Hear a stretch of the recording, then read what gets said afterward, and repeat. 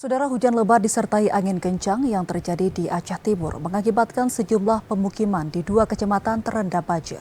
Ya, selain banjir di wilayah pedalaman Aceh Timur juga terjadi longsor di ruas jalan lintas Penaron.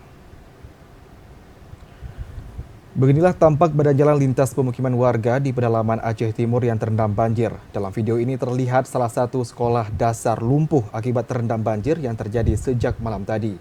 Banjir kembali terjadi di Kabupaten Aceh Timur setelah beberapa pekan lalu sempat mengenangi rumah warga di 2 kecamatan yang ada di pedalaman Aceh Timur.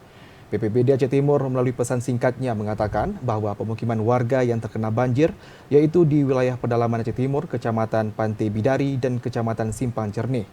Selain banjir mengenangi pemukiman dan badan jalan lintas antar desa, longsor juga terjadi di jalan lintas Lokop Penarun.